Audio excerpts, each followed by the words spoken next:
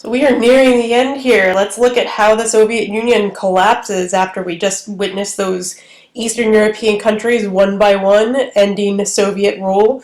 So let's first think about some of the long-term causes.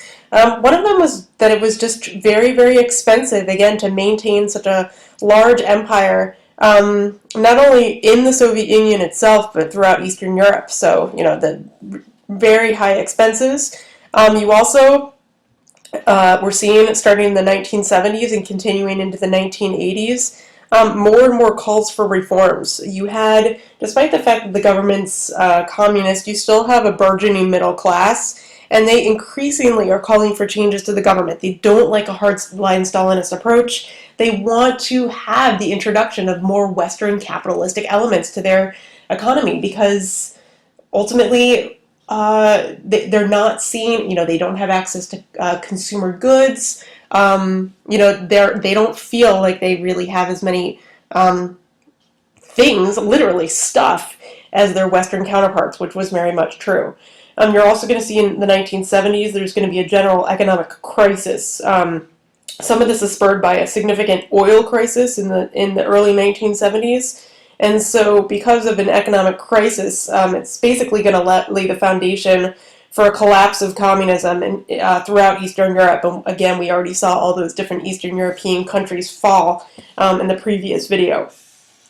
You're also going to see that in many states within the Soviet Union, there's going to be a lot of nationalist resentment of the Soviet government. So realize that the Soviet Union comprises much more than what present-day Russia comprises. So there are going to be states like Latvia, Lithuania, and Estonia that are very nationalist in nature. They don't like being controlled by the Soviets, and ultimately you're going to start to see that their nationalist sentiment is also going to lead to the empire's downfall.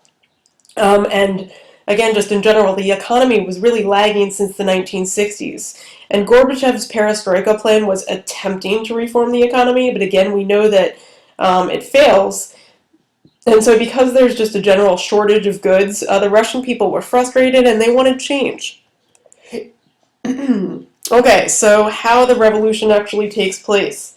So in 1991, there were communist hardliners, right? So they basically feel like the Soviets were losing power. They felt like Gorbachev was essentially too soft in terms of his policies. They don't like the fact that he's introducing some Western-style economics with perestroika. They don't like glasnost. They want to take a more conservative, hardline communist approach. And so they attempt to overthrow Gorbachev by sending tanks into Moscow in 1991. But the military itself actually is it actually refuses to crush all this popular resistance that springs up. There were a lot of people in Moscow that wanted this coup to take place. That wanted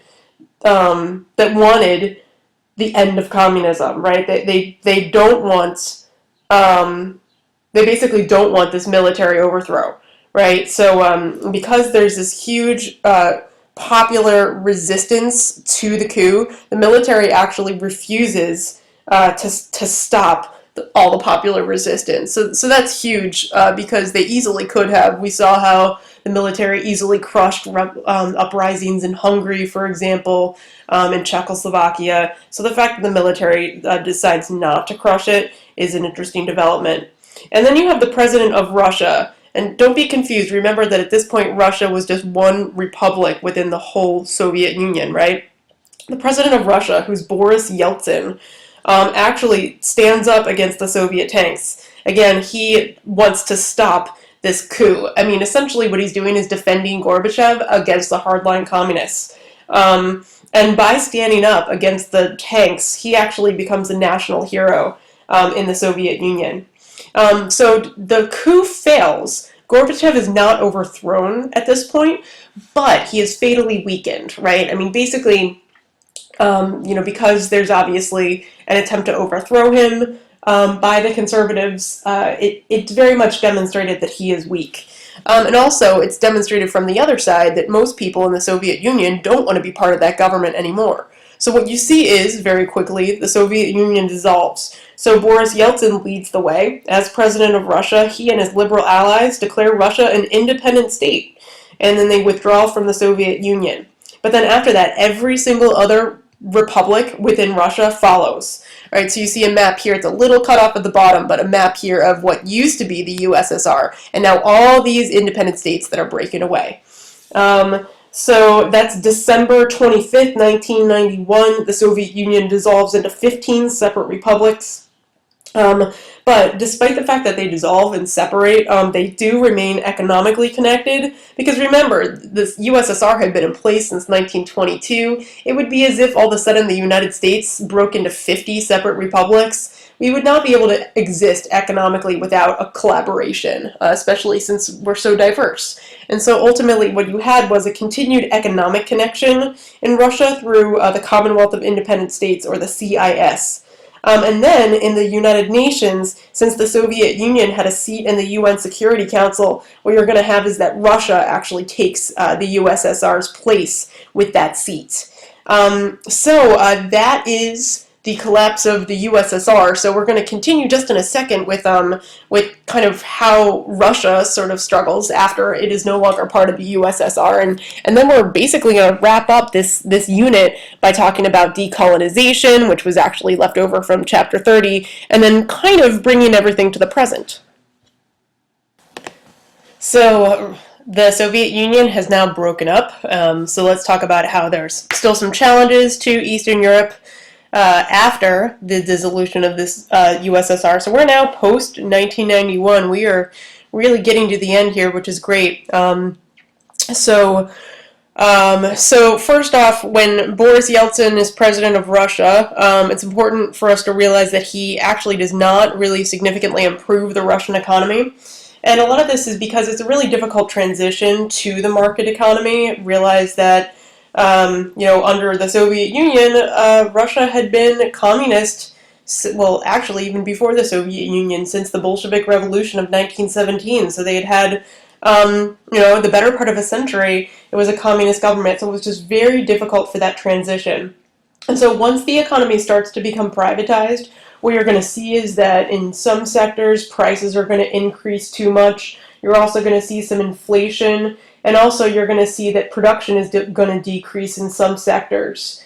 You're also going to see, and this often is a product of capitalism, that there's going to be a greater distinction between the elite classes and the workers that are living in abject poverty. So definitely a negative byproduct of capitalism there.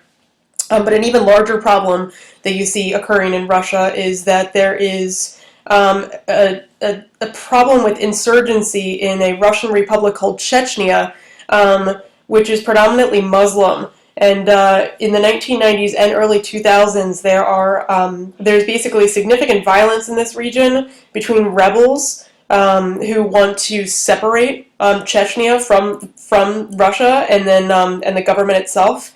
So there's a lot of violence that's taking place, and the government is continuing to intervene against Chechnyan separatists.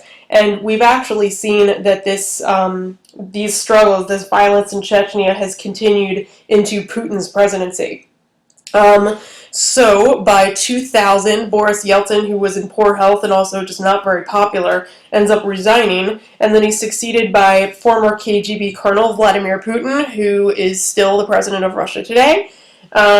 So what we're going to see is that Putin's going to gradually start re-centralizing power in Russia. But still, what we see is that after Russia was no longer part of the Soviet Union, its economy was relatively slow to develop. And then in Eastern Europe, we're also going to see that the shift to a market economy is difficult there as well. And a lot of this is because there was no real legal precedent to kind of guide their economic transition. So essentially, with no guide, they were kind of, I guess you could say, running on trial and error. And at first, their economic activity throughout Eastern Europe declined by about a third. But gradually, once these countries start to catch on, you're going to see countries experience varying degrees of success. So by 1993, you're going to see Poland be the most successful country economically. By 1993, its GDP is going to grow by over 4%. And by 1995, its GDP will grow by over 5%, which was the fastest GDP growth in Europe.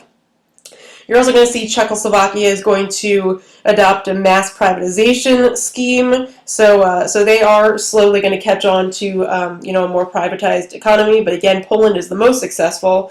And then Hungary is going to have the freest market economy, but it's also going to change more slowly than Poland and Czechoslovakia. So they're going to have a really well-established private sector. This is going to be really attractive for foreign leaders. And actually, half of Eastern Europe's foreign investment is going to go into Hungary. And these three countries are going to be doing well enough economically that by 1995, the EU seriously considers them as potential members. And we're going to talk about the admittance to the EU in just a little while. But there are some continuing problems throughout Eastern Europe. One of the big ones is unemployment. You're going to see that in most of the region, unemployment was continuing to linger at around 50% in a lot of parts of Eastern Europe, so that's huge. You're also going to have really high rates of inflation in some countries. Many governments are also running really large deficits, which obviously is a problem. And then by 1995, you're going to see certain countries turn back to communists. So former communists are going to return to power in Bulgaria, Hungary, Lithuania, and Poland by 1995. But you're going to see, despite the fact that communists are going to come back to power, capitalism is still going to be an important aspect of the Eastern European economies. So I guess you could say that this is still a step forward when you compare this to the Eastern Bloc, which was totally controlled by the Soviets. Okay, then you are going to see many of these Eastern European countries kind of gradually get reintegrated back into Western Europe. The first big step here is that NATO is going to welcome a lot of these former Eastern Bloc countries. So in 1999, Czech Republic, Poland, and Hungary are going to lead the way by joining NATO, and then by 2004, Estonia, Latvia, Lithuania, Slovakia, Slovenia, Romania, and Bulgaria will join NATO. And then many of these countries you'll see join the European Union, which is what you see on the map here. Which is, again, a really significant development. So by 2004 or so, we're going to see most of the countries that belong to the former Eastern Bloc are essentially going to be treated on an equal pairing to Western Europe. So significant enough recovery, significant enough economic development is going to make it so that, at this point, the Cold War is truly over and we can ultimately see Europe as one. The last section, which I believe, just due to time, I'm going to have you do on your own, is going to be focusing on decolonization. So essentially how the global empires that many countries had built up going into World War II are also going away, and all these former colonies are going to basically establish self-determination. This is something that I think is easy enough for you to do on your own. And then also I'll make you aware of some continuing problems in parts of Eastern Europe, particularly in Yugoslavia. But again, that's something you will study independently because we definitely need to have a full solid 2 weeks of AP review. So I know that the Cold War was relatively fast, but these videos are here for you to look over. Since we won't have time for a test on this unit, you also should have a little bit more time to kind of go over this, review this, but it's definitely fair game for the AP exam, so we should be very familiar with this unit. Okay, thanks guys.